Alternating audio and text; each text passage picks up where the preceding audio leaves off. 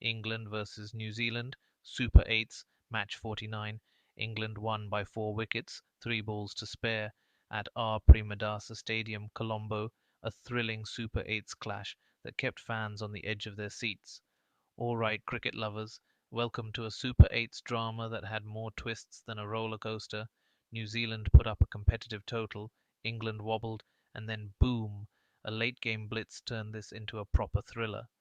New Zealand innings. Steady but not staggering New Zealand elected to bat and reached 159 for 7 in their 20 overs, a total that says, "We're in this, but we're not dominating." Tim Seifert led the charge with a classy 35 off 25, batting like he knew the trick was to play proper cricket in the power play. Finn Allen followed with 29 off 19, peppering in some beautiful strokes, including those effortless shots that make fielders sigh. Glenn Phillips anchored the middle with 39 off 28, not a century, but enough to keep the Black Caps ticking. The New Zealand innings was like a dependable car on a long drive. Smooth gearing, no breakdowns, but not much fireworks either. The Black Caps reached a score that was defendable, especially on a pitch that had a bit of grip and spin in it, but not impossible to chase. England chase, rocky start, brilliant finish. England's response began in absolute chaos. Lose 2 wickets in the first couple of overs.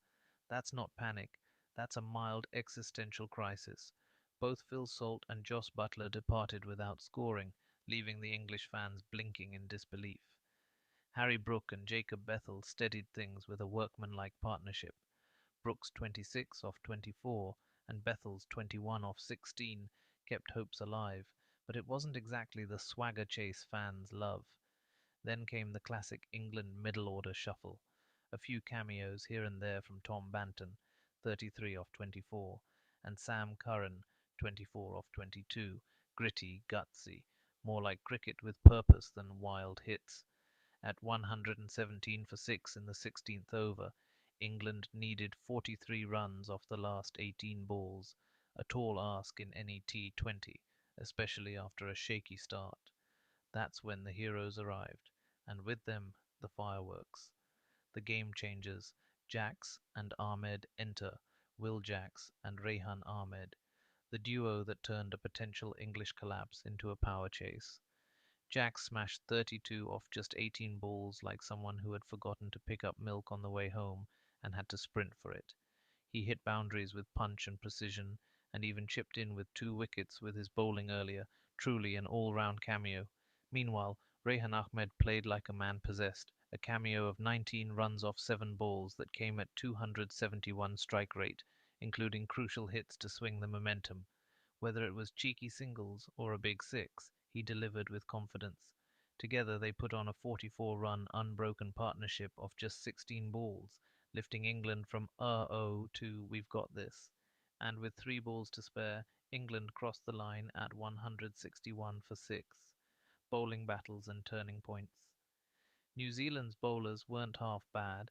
Mitchell Santner kept things tidy, though didn't take a wicket, and Matt Henry chipped in with 1 scalp, keeping England honest. But spin from England's Adil Rashid, 2 for 28, also controlled the late middle overs, clipping the Kiwi scoring rate and keeping the pressure just high enough that England's chase felt like a small Everest. Player of the match Will Jacks walked away with Player of the Match honours, and deservedly so, not just for batting bravely and fast, but also for bowling with intent and shaping this match at both ends. What this means. This one was a Super 8's thriller. New Zealand set a decent target of 159 for 7, not overwhelming but tricky on a pitch that offered spin and bounce in equal measure. England stumbled early, lost wickets cheaply, and flirted with disaster, until a late blitz from Jackson Ahmed flipped the narrative completely.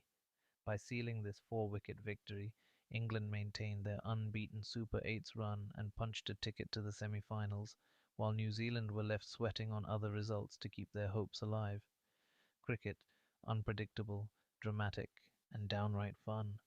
That's the magic of the T20 World Cup right there.